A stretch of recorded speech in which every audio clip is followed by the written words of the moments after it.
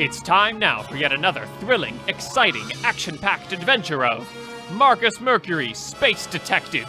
With the help of his trusty friend and confidant, Dr. Olivia Saturn, Marcus Mercury travels throughout the galaxy and kicks crime to the space curb. Tonight's episode, The Slain Space Socialite.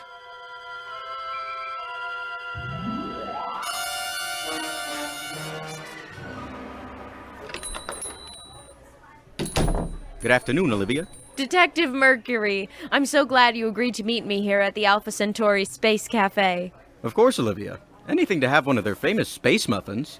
But I have a hunch that space pastries are not the reason you invited me here. Your hunch is right as usual, Detective.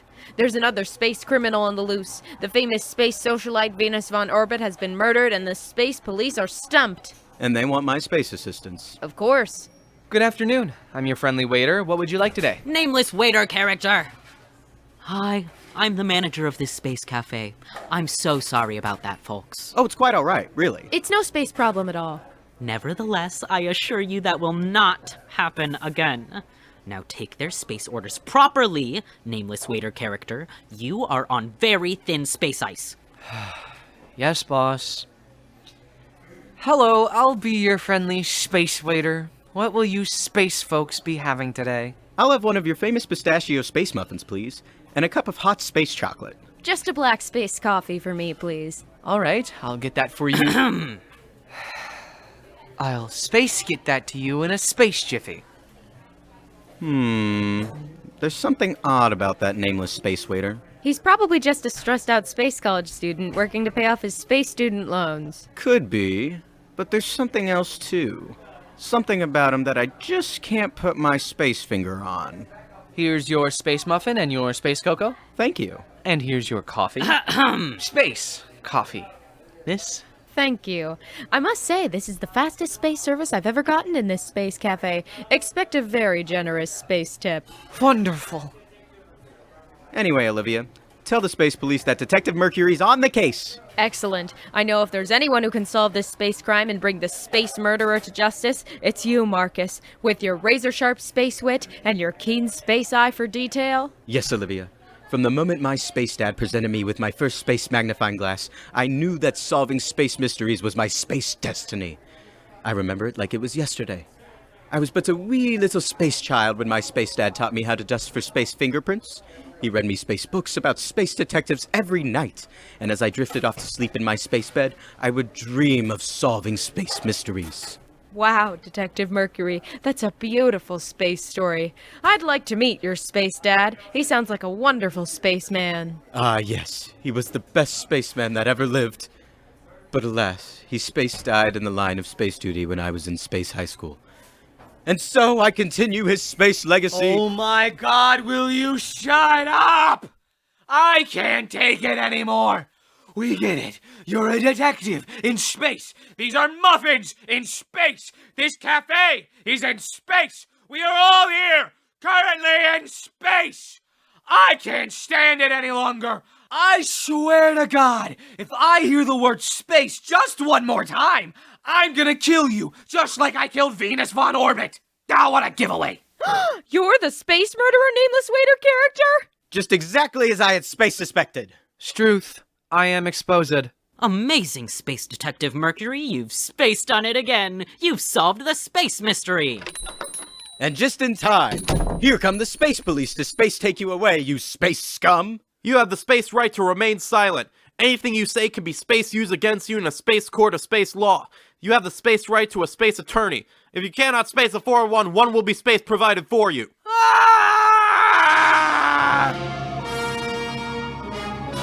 Be sure to tune in next week for the next exciting installment of Marcus Mercury, Space Detective.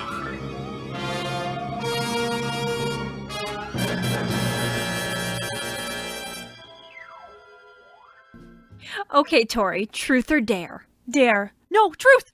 Oh, you said dare first. Come on, Steph. All right, we'll do truth. Is it true that you have a crush on Spencer Coleman? Dare! Ooh, I think it's a yes! No! I would like a dare. I dare you to answer the question. Fine! I do! I have a crush on Spencer Coleman. Happy? Yup. Pay up, Mandy. I told you she had a crush on him. Damn it! Okay, Bailey, your turn. Truth or dare? Truth. Okay, so this is a hypothetical. All 5 of us are on an airplane together. The plane crashes into a mountain, and the 5 of us are the only ones to make it out of the wreckage alive. We very quickly run out of food. In order to survive, you will have to eat one of us. Which one of us would you eat first? What? If the 5 of us got into a Donner Party type situation, which one of us would you eat first? No, I know what you meant. Just... why? Hey, you asked for truth. I wasn't expecting a question about cannibalism. Well, that's your question. Now, which one of us would you eat first? I don't know. Tori, I guess. All right. Whose turn is it now? Wait, why Tori? Yeah, Bales? Why me? I don't know. I just blurted it out. I picked you at random. So who would you really eat first? Come on, guys. Let's not do this. You can't just blurt stuff out, Bailey. It's truth or dare. If you pick truth, you have to tell the truth. Okay, fine. I picked Tori because I figured she'd be the first of us to die. You know how accident-prone you are, Tori. Hey! You're right, though. I am a klutz. So you'd just wait for one of us to die on our own? You'd just starve until one of us, any of us, bites it? You wouldn't show any initiative? Mandy, can we not? Why settle on Tori? She's just skin and bones. If you really wanted to survive, you'd have picked someone with a bit more meat on their bones. Like who? Like me! I mean, look at these thighs. You could feed a family of 5 on these.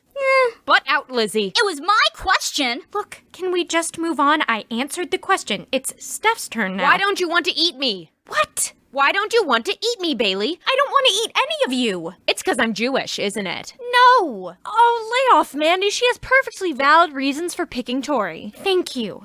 Now Even if they are stupid. Oh, no. I mean, come on, Bailey. I'm the most athletic one here. Feel that muscle. That's good lean meat there. Wouldn't your athleticism just make you harder to catch? The best part of the hunt is the thrill of the chase. Now we're hunting each other. Oh my god. I wish you'd all stop fighting and just let her eat me. I'm not eating anyone here. You know what? I'm done with this game. I'm done. Let's play something else. Monopoly. A nice cannibal-free game of Monopoly. Spoil sport. Whatever. Can I be the doggo? I never get to be the doggo at home. If it makes you feel any better, Mandy, I'd eat you first. Thank you. Finally, someone here starts talking sense.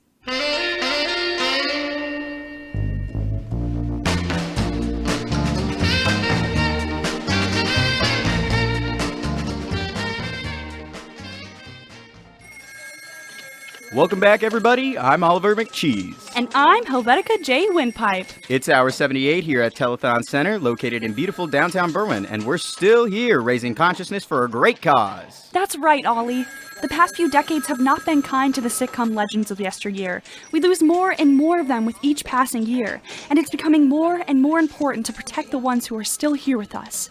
And so we're asking you, out of the kindness of your hearts, to please donate your vital organs to Mel Brooks. Sure, he doesn't need them now, but it's always best to stockpile just in case. With your help, people, we can ensure that Mel Brooks will continue to grace our screens and our planet for at least another 100 years. Can you imagine a world without Mel Brooks? I can. And it is a bleak, hopeless netherscape. And it'll be all your fault if you don't give Mel Brooks your kidneys, you cruel Nazi bastards! Whoa, whoa! Calm down, Ollie. I'm sorry, I just get so emotional. You don't know what that man means to me. What he means to America. All Mel Brooks does is give and give and give. Don't you think it's time we gave back? I know I do. Let's keep those phones ringing, people. I mean, it's not like you're doing anything important with your vital organs. Your pancreas is just sitting there producing precious insulin while you're on your couch playing Among Us or Fortnite or something, or doing some unsavory act with a girly mag when that pancreas could be contributing to the betterment of our country. I mean, sure, we haven't perfected pancreas transplants yet, but we will one day. And if not us, Japan. God bless Japan. They love Mel Brooks. Why don't you? Let's go over now to Chet Pantaloons at our tote board to see where we're at. Chet? Thanks, Helvetica. Well, as you can see behind me, someone has stolen our tote board. However, one of our producers has been keeping track of all the donations we've received so far.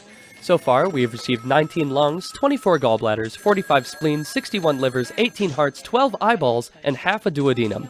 Thanks, Chet. Now, I know that sounds like a lot to some of you out there, but that's barely enough to feed a family of 8. Please keep giving. We've got a special guest here in the studio tonight. She's the daughter of Wumbo Mart founder Zachariah Wumbo and the heiress to the Wumbo Mart fortune. Here she is, folks, Miss Marguerite Wumbo Jones.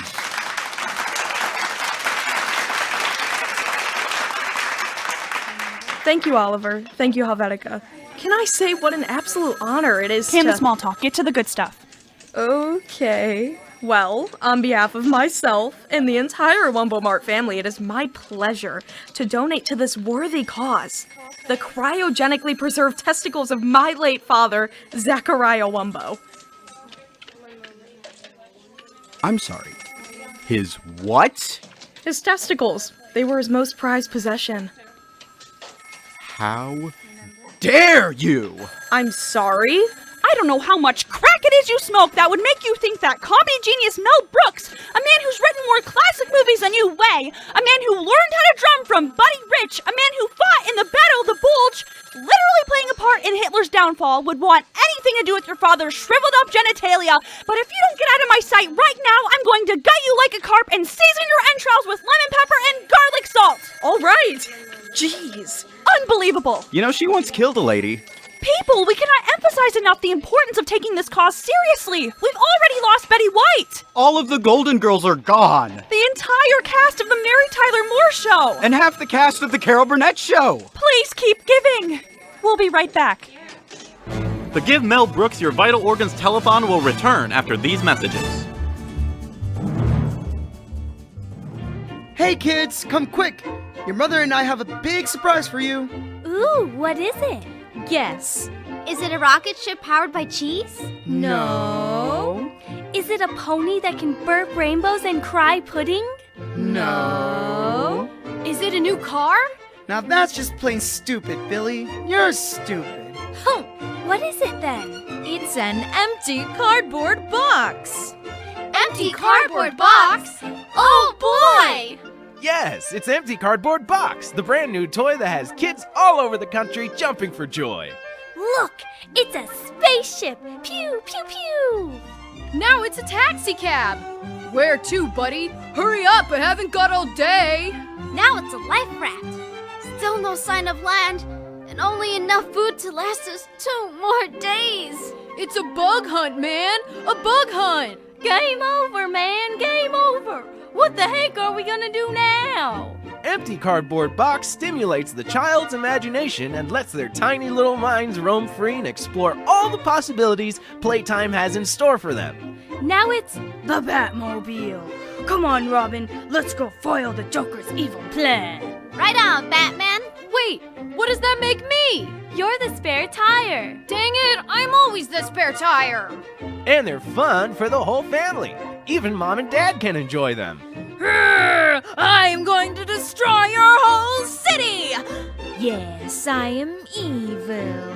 Oh no! Who will save us from this fire-breathing monster? Roar! I am Gamera, protector of children and friend to all mankind. Your reign of terror ends now, Giles. Yay! We're saved! So get your kids an Empty Cardboard Box today. Available at your local Wahlbergs or TCB pharmacy.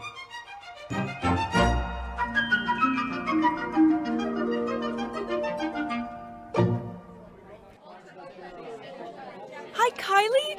Congrats on your stand-up debut. Thanks, Aunt Dorothy. Thanks so much for coming. I can't wait to see you on Saturday Night Live someday. Thanks, Aunt Dorothy. Hey, Kylie. I just loved your show. You know, I've been thinking of maybe going into stand-up myself. I'm a writer. I mostly write dramatic plays, but I've been studying other stand-ups and, well, you have just really inspired me. It was wonderful. Thanks. Quick reminder, who are you exactly? You don't remember me? I can't say that I do. I'm sorry. Don't you remember when we were little at Uncle David's birthday party? We played Uno together with Cousin Lou and Cousin Rachel. I remember Lou and Rachel. Then surely you must remember me. I'm afraid not. I mean, I don't doubt that you were there. I just can't recall your name. Hey, Kylie, great job up Buzz there. off, Twiggy. We're catching up. Okay. Come on, Kylie. Give it a guess. Come on. Crystal? No. Rebecca? No. Peyton? No. Mackenzie? No. Abigail? No. Rachel? No. I was the one with the bangs, remember? I kept talking about my new cat. Mr. Whiskers? You remember my cat's name after all these years, but you can't remember mine? Well, that's a cat. Cats are adorable. I'm adorable too. Kylie, you were so amazing. Take a hike, bozo. Jeez, lady. I'm gonna get you to remember my name if it kills you, Kylie Kirkwood. Look, I'm sorry. I forgot your name. It happens. I don't have a very good memory. You had a good enough memory to perform your set. Come on, tell me my name. Could you at least give me a hint? No. Emily? No. Nicole? No. Megan? Jordan? Anais? Look, just tell me already. No. I want you to remember. Ugh.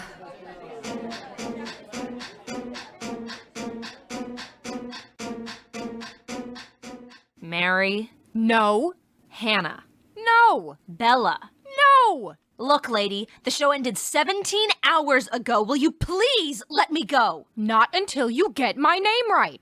I'll keep you here 17 years if that's what it takes. I really have to pee. Damn your kidneys. Say my name. Josie. No. Erica. No. Genevieve. That's exactly right. Oh, finally. You remember me. Yeah, sure. Well, I absolutely loved your show. Thanks. So, I was wondering if maybe you could give me some pointers? Oh, buzz off. Wait,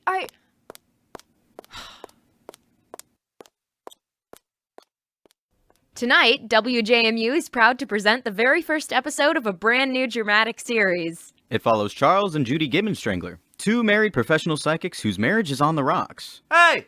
Get off those rocks! You could slip and hurt yourself! The big dummy. Oh well. My save!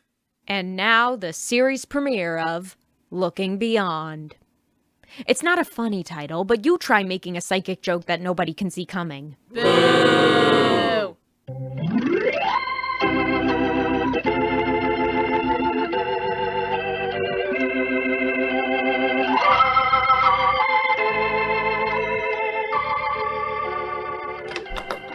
Judy! I have something to... You're leaving me for another woman. Yes. I never meant to... It's Victoria. Your secretary with the checkered past. It happened very suddenly, and it's been going on for 3.5 years now. Yes. I'm sorry, Judy. Well, before you walk out that door forever, there's one thing... You're carrying my child! Yes. I was hoping It's a girl, and you were planning on naming her Sylvia, after my mother who died tragically in a foosball accident. She's going to grow up to be a lawyer. Mrs. Gibbonstrangler, You need to leave town because you've been framed for the murder of Dylan Wainwright, the wealthy playboy with possible mob ties. You're planning on fleeing to Paris, but the authorities will track you down, and it'll end tragically with you falling off the top of the Eiffel Tower. You'll leave me everything in your will, including custody of your son Jake, who I'll soon discover was actually fathered by my first husband, Hector. Damn, you're good. Well, I must be leaving, Judy. Victoria's jealous ex-boyfriend is going to poison you on your honeymoon. I've had a good run. Goodbye, Judy. Goodbye, Charles.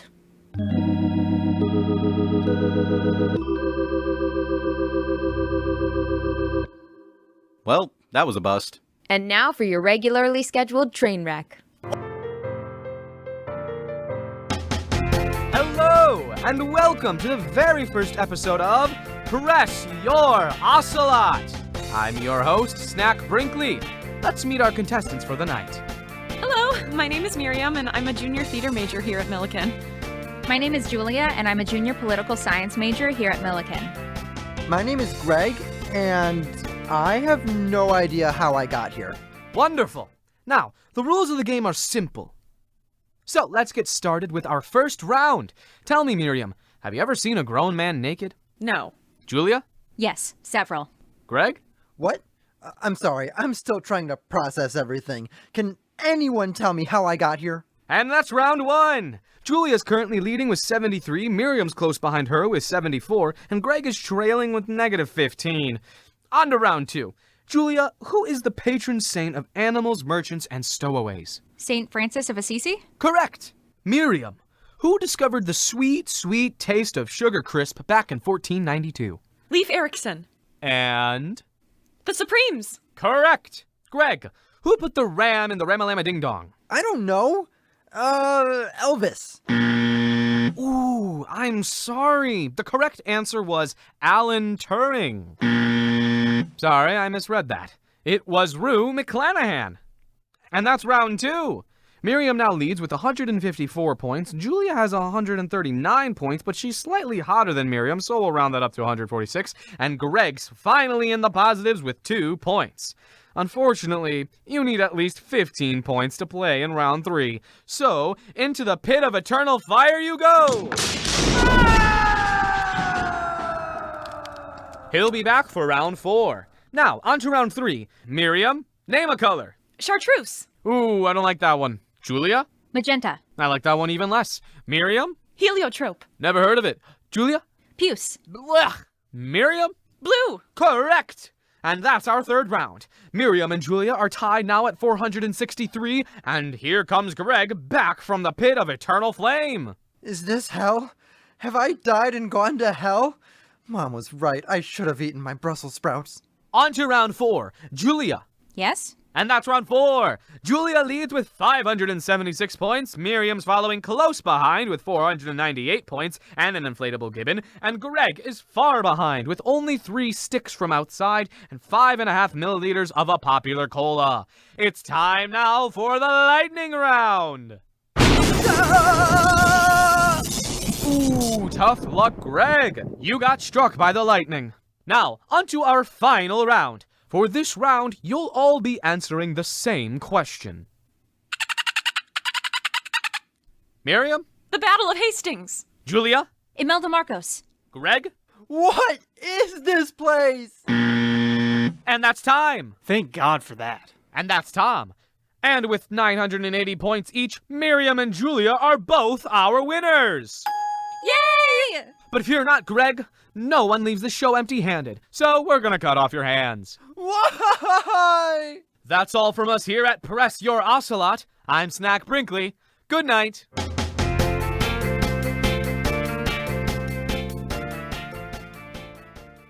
Hello, I'm Dr. Margaret Maslow-Freen. And I'm Josh. Just Josh. We'd like to talk to you about something that could change and enrich your life. Do you feel unfocused or unfulfilled? Like your life has no purpose or meaning? Do you feel tied down, like the weight of the entire world is crushing your mind and soul? Simply put, are you unhappy? Well, we can help you bring focus and clarity into your life by helping you adopt a minimalist lifestyle. Minimalism is a philosophy that can show you how to get more out of life with less. Minimalism is the thing that helps us see past the things so that we can make room for life's most important things, which, in reality, aren't things. Before I met Margaret, I was an absolute shell of a man. Sure, I had millions of dollars, a hot wife, my own thermonuclear device, an army of robot gerbils who did my bidding. I was living the American dream. But it wasn't my dream. I had everything I could possibly want, but I wasn't happy. I had this horrible gaping void in my life that I was trying to fill with stuff I didn't need and knew I would never use. Things like a 360 pack of Sharpies, a second hot wife, the 2016 presidential election. I didn't care. I would just keep buying these things, hoping that once I'd finally bought enough things, I'd be happy. But I was never satisfied. Soon the pursuit of stuff began to consume me. I was at my lowest point. That's when I met Margaret. Margaret opened my eyes and helped me see that the key to the happiness I was so desperately chasing was not in the fruitless pursuit of material things, but in dedicating my life to minimalism. Margaret saved my life that night. and several nights thereafter, in various and sundry places. And now we've teamed up, and we want to do the very same for you. For just $12.95, we will send you this booklet all about how to live the minimalist lifestyle. Just $12.95. The price of a cup of coffee. In addition to the booklet, we will send you, for no additional charge, this humble little cardboard box. This box will be where you live from here on out. Houses are temples of temptation, big, hollow voids that beg you, nay, challenge you to fill them with useless things. They mock you, saying that you are every bit as empty and meaningless as they are, unless you fill them to the brim with material possessions. Ridding yourself of your house will be the first major step to healing. I know it was for me.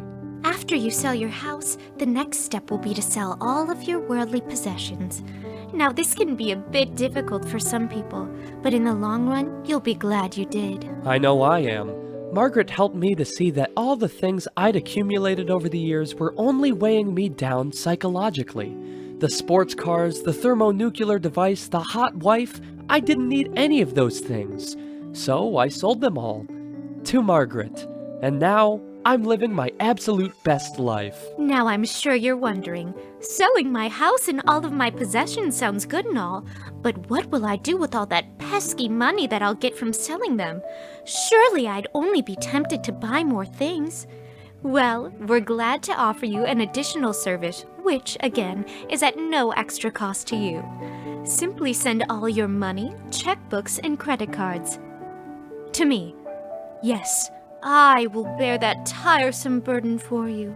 You need only gather all that worthless, wicked money together and send it to me, and I will do absolutely nothing with it. At all. You won't regret becoming a minimalist. It'll open your eyes to the beauty and splendor already around you. So what are you waiting for? Order our booklet and join the millions of people living the minimalist lifestyle today. Send check or money order to The Minimalist Lifestyle, care of Dr. Margaret Maslow Farine, 441118 Southeast Huguenot Walloon Drive, Kenilworth, Illinois, 60043. Hey, Gwen. Hey, Nikki. How are you doing? I'm okay. I'm just waiting on Kirsten. We're having a meeting about a thing I wrote. She's giving me feedback on it. Cool. Well, I gotta head to class. See you later. Bye, Nikki. Hey, Gwen. Hey, Kirsten. How are you? Okay. Bit of a stressful morning, but that's just college in general. How are you? I'm pretty good. So, let's talk business. What did you think of the script? The script? Well, I just couldn't put it down. Really? Thanks! That really means a lot to me. I've been working on this play since my sophomore year of high school. Yeah, I could kinda tell. What? I think I'd better elaborate on what I meant when I said I couldn't put it down. You know how when you're driving and you happen to pass by a really bad car accident and you're like, whoa, and you know you shouldn't, but you keep looking anyway? That's kind of what I meant. You didn't like it? No, I didn't mean that.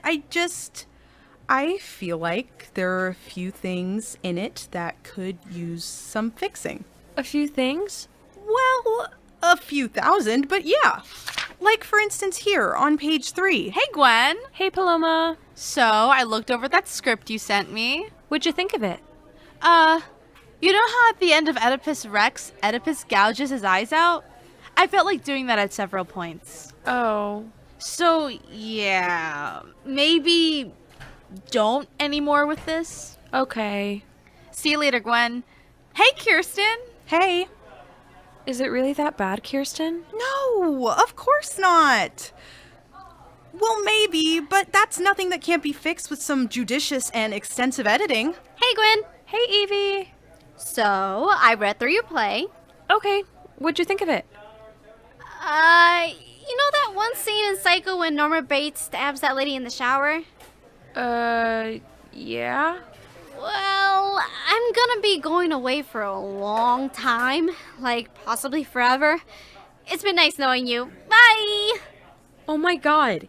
Kirsten, my play literally made Evie kill somebody. Now, I don't think you can really blame your play on that. Evie's kind of a psychopath. She'd have probably done that even if she hadn't read your play. Hey, Gwen. Hey, Emma. Have you read my play yet? Yeah, about that. I haven't really read it, per se. I just kinda burned it. Burned it? Yeah. While I was holding it, I could just sense that I was in the presence of a creation of pure evil. So I destroyed it. For humanity. Keep writing, though. Only way to improve is to keep working at it. Thanks, Emma? See you later, girl. Hey, Kirsten. Hey. Well, she encouraged you to keep at it. That was nice. Yeah. Hi, Gwen. Hey, Veronica. How are ya? Okay. So I was looking over your play last night with my boyfriend. Aw, that's kind of romantic. So would you...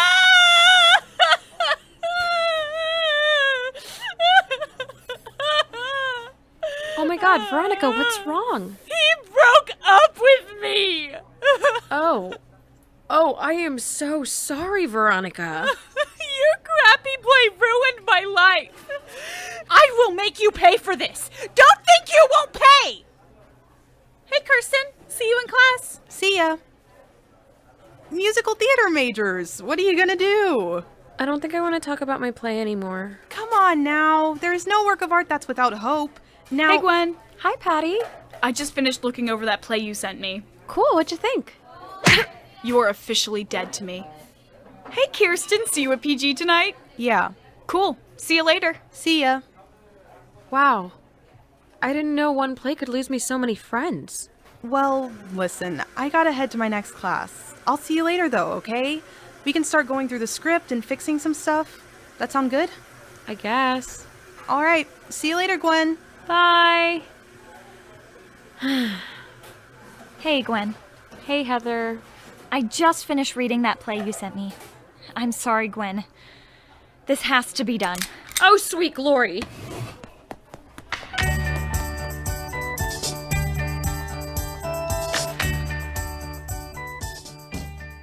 And now to close out our program tonight.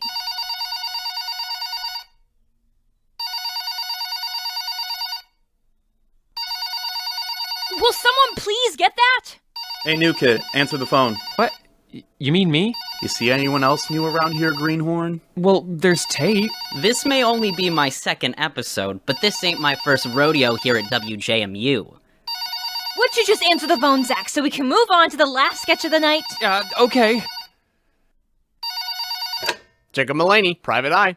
Detective, my brother's just been murdered. I just found him in his bedroom, stabbed, shot, strangled, suffocated, and bludgeoned. And I think the murderer's right here in this house. You've got to come quick, detective. There's no telling what... Hello? I'm still here. What was that? Oh, that was a goiter. Oh. Say, listen, disregard what that last guy was saying. There's been no murder here. He just likes making prank phone calls whenever he can't get a date. Which is always. I fail to see what's so funny about a murder. He's never been very good at prank calls. I see. Well, you have a good night then. Keep your knees clean. I will, mister. Good night. Huh. That was weird. Well, back to organizing my amoeba collection. Jacob Mulaney, private eye. Detective, you've got to help me. My husband's just been murdered. I just found him by the telephone. I think he's been shot. And I think whoever did it also killed my brother-in-law. You've got to...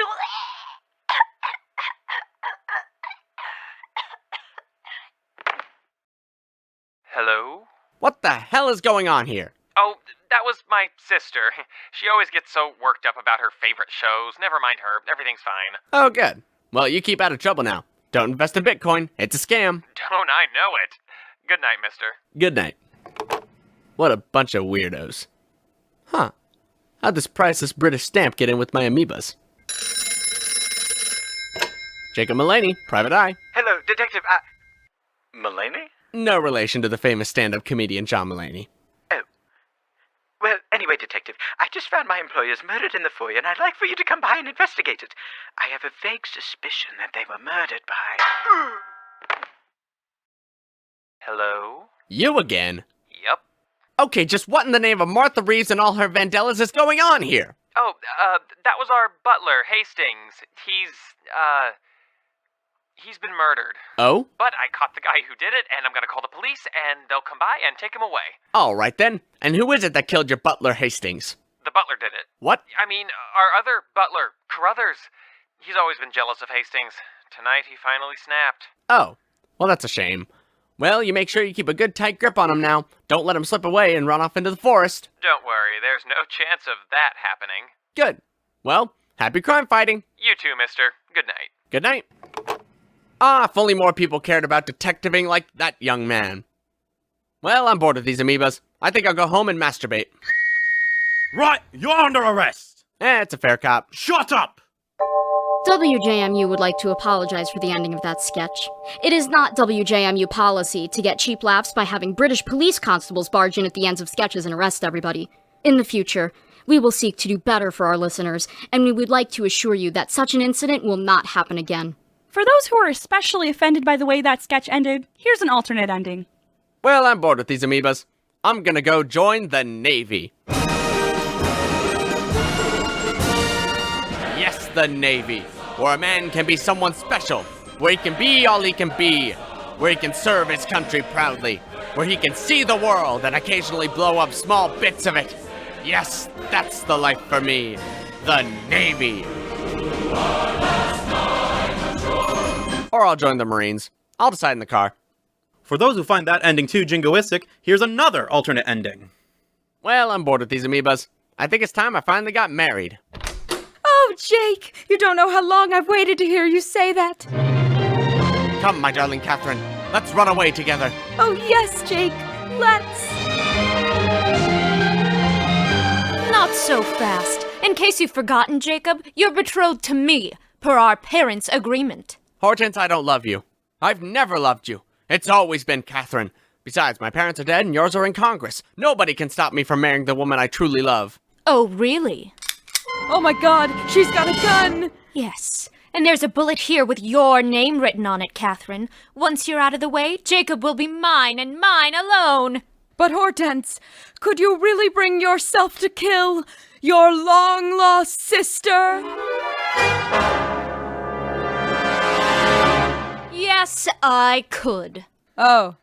Now, Jacob, move aside. I don't want you getting any brains on your new suit. This isn't a new suit. I bought it in 2015. Shut up and stand in the corner. Okay. Drop the gun, Hortense. Evelyn, I told you to wait in the hotel. I can't watch you throw away your life like this. You know damn well Jacob could never love you. But I love you. I love you and I want to be with you. And I would be the happiest woman in the world if you would make me your wife. But me? Marry a woman? Me, the daughter of 2 respected members of Congress? What would people say? We don't care! All right, I'll do it. I will marry you, Evelyn. Oh, Hortense. Oh, Jacob. Oh, Catherine. Oh, God. And so the 2 happy couples were married, and I got away with all my murders. And we all lived happily ever after. The end.